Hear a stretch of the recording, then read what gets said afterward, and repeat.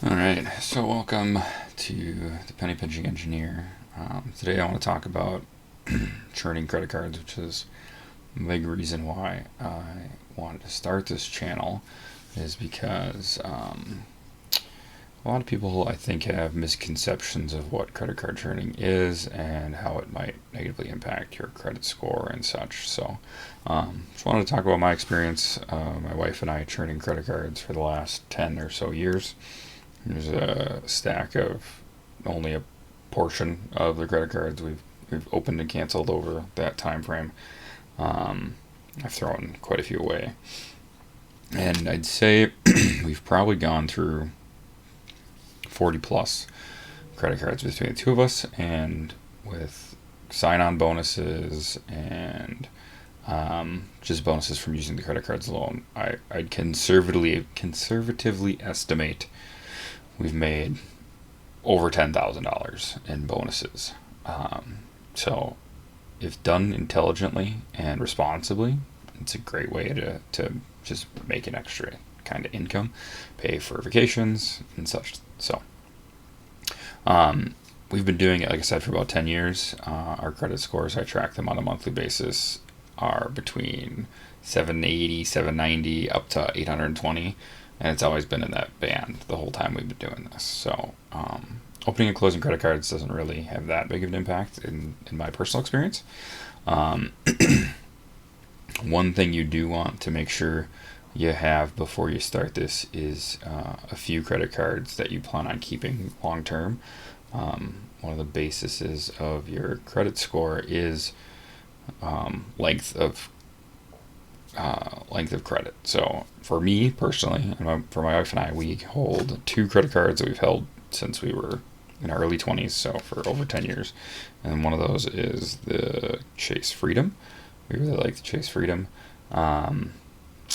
Chase is a good bank. I don't know. I've been banking with them for a long time. I like this as a good basic card, no fees, and a lot of times it'll have rotating spend to the 5% that we're gonna be doing anyway, like grocery stores, gas, and stuff. So I like the Chase Freedom, and then we also have had the U.S. Bank White Flex credit card for about the same time. And that one's just because U.S. Bank is the closest physical bank to where we live, and we've been banking with them for a long time. So those two credit cards we've had forever. And then also we have had the Amazon Business from American Express for quite a while now, because we do a lot of shopping on Amazon, and it gives you 5% cash back to use at Amazon. So those three credit cards we keep open all the time. That's kind of our credit history for longevity. Other than that, we don't keep any other credit cards. All the other ones we keep, we open up, we close relatively quickly after getting the rewards. So the types of cards that I personally target are the biggest rewards, and one of those is the Chase Sapphire. Chase Sapphire typically gives you like up to $800 back on $3,000 to $4,500 spend. Not sure what the current offer is right now, but that one varies quite a bit. The American Express Platinum or Gold Delta card, also solid. I think their offers right now are actually not that great, but we've had as high as 90,000 miles on the Platinum. I think 50 to maybe even 75,000 on the Gold.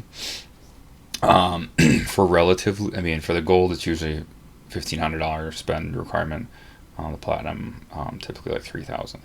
So that is one thing you want to consider when you're considering starting to churn credit cards like this, and that is, how much money are you going to be spending in the next, typically it's a 3-month window. You don't want to open one of these cards and then find yourself having to buy stuff you don't need. You want to make sure you stay within your typical budget.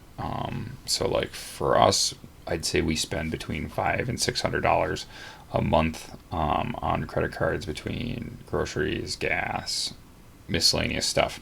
Like that's just kind of the average. So hitting a $1,500 to $2,000 spend in 3 months is relatively easy, and doesn't we're we're not buying things we weren't intending to buy anyways. But also on some of the bigger ones, so for example, on the Chase Inc. business cards, which I'll explain kind of how the business card side of things works a little bit.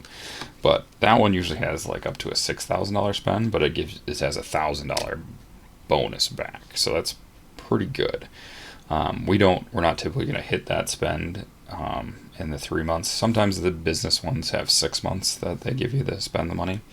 But for us in particular, we have had season tickets to the Minnesota Wild for pretty much the whole time we've been doing this. And that bill is between $5,000 and $10,000 at one point, and it can all go on the credit card. So I'll wait until our payment is due for that, and I'll open one of these larger spend credit cards. So if you have something similar, where you have a big expense coming up that you know is coming, and you can put it on a credit card, for me at least, I don't really see much downfall to opening up a new credit card with that bonus available to you and using it for that. We have a yearly, we just paid for our auto insurance last week, and that was like nearly $1,000. And I actually just opened up a new card that I put that on there, and that was the US Bank Altitude card, which is the current card I have in my wallet. I'll be reviewing this one soon, but I knew I had that $1,000 bill coming. This has a $2,000 spend requirement for $500 back. Kind of a no-brainer. So definitely don't overextend yourself to get these bonuses. That's certainly not worth it. However, if you're going to be spending the money anyways, I think it just makes sense to take advantage of one of these offers and get that money back. Now, a few things you do need to consider when churning credit cards is obviously the amount of times your credit is pulled will impact whether or not the creditor will approve you as an applicant. I've never had an issue. I mean, on most we've ever opened in a year is maybe 7 per my wife and I. So like we'll rotate between the two of us who's opening the next card. And 7 is probably high. It's more so probably closer to like 4 per each of us per year. Which I know there's people out there who churn way harder than I do. And good for them. This is just my experience personally, churning credit cards and living kind of just a normal everyday middle class life. But there is the Chase 524 rule, which just at a high level is Chase will check and see how many credit cards you've opened in the last 24 months. And if that's 5 more, they're pretty much your automatic no, specifically from Chase. A couple caveats there is they don't check AMEC, American Express. So you can kind of watch your cadence of how you're applying for cards and get an American Express. That one doesn't count. And also, I'm not 100% sure on how the business versus personal credit cards apply to the 524 rule. So, yeah, just keep an eye on that. I'm not positive.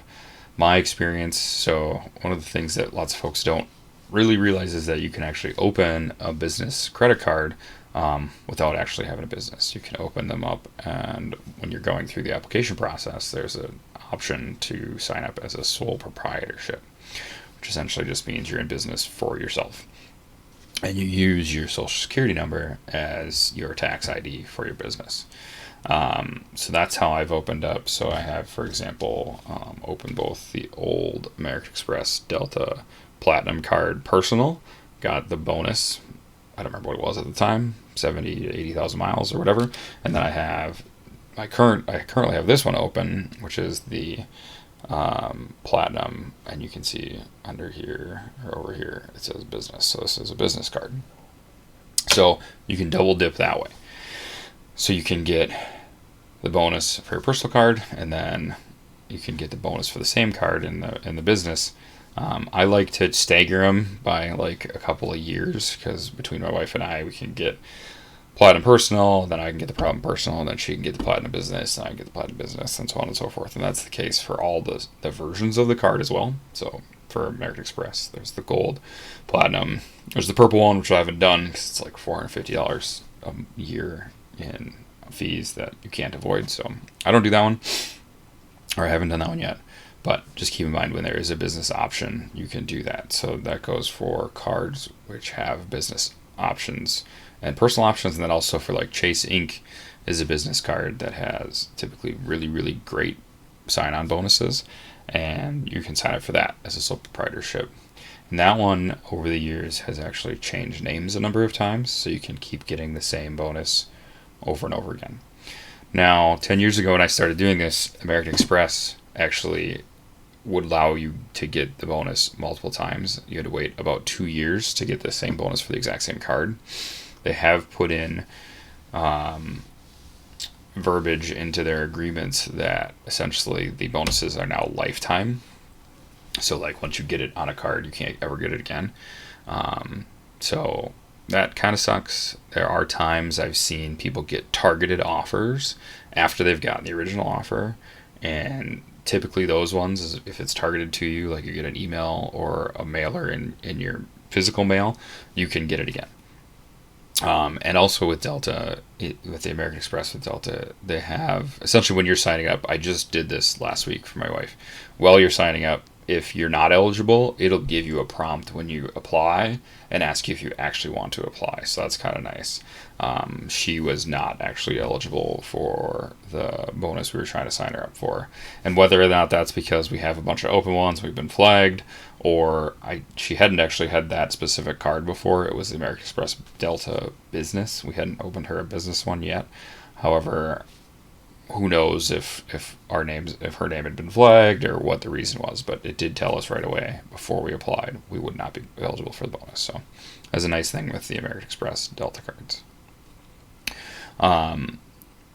And then for as far as getting bonuses for like other cards over again, most of them are listed as lifetime bonus. Like once you've gotten it, you get the reward, you can't get it again. Some examples I have of that are like I opened this green Spark card a long time ago. That one had a one-time bonus. I've opened the HSBC Premier Bank. This one is a one-time. There's a bunch of them that are one-time, and they'll say as such. But the Chase Sapphire, which is one of the best ones you can do, you have to not receive the bonus for 2 years. So this is the one I have the most of. Actually, I probably have maybe 5 or 6 in this stack alone between my wife and I. So that one you can rotate pretty often.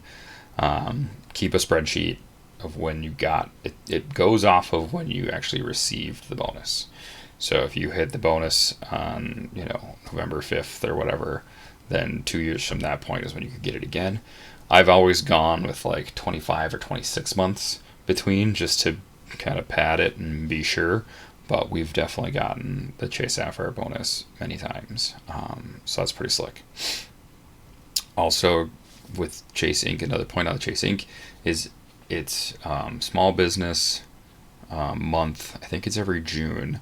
And almost every single June, like clockwork, they'll put out a new bonus, or they'll up their bonus to that $1,000 back after you spend like $5,000 or $6,000. So it's pretty huge. That typically lines up pretty well for my wife and I when we're renewing our season tickets. So that kind of works out for us. But other situations, you might be when we purchase the carpet for our house. It was a big spend that we were doing it regardless. It didn't matter through the vendor we were using if we used cash or credit card. So we applied for a new credit card with a sizable bonus that needed a pretty sizable spend, and did that. When you're buying furniture or, I don't know, maybe a big TV or something, it's just kind of a good idea to keep an eye out. I like to personally target like straight cash back. So the Chase Sapphire, straight cash back. The Chase Ink, straight cash back. The HSB Premier was straight cash back. I don't like to mess with different types of reward types and exchanging them into different categories and all that stuff. That's just a huge pain in the butt. I want my rewards to be just push a button and it comes off of the next bill. So that's 90% of the cards I do. The Delta cards are the exception for me because I fly Delta when I do fly, mostly with Delta, and so those miles are really worthwhile. But for example, American Express, or not American Express, American Airlines, I've had a really bad experience with their miles. Granted, it's been a few years since I've tried to use it, but that one was a nightmare to use. Um, Same thing with United Airlines, not the easiest, most straightforward. So I typically like to focus on just getting cash right back in my pocket or right off my statement, because that's just, for me personally, the easiest way. So it's kind of in general my thoughts on credit card churning in general, how I've personally done it and had a positive experience with it. Again, it comes down to not overspending just to make a bonus and being responsible and paying those credit cards off every month. But if you do that and you're buying stuff you're going to buy anyway, to me at least, that's just money in your pocket. But yeah, that's been my experience. Hope this was helpful for some folks, and I hope you found a way to pinch a penny today.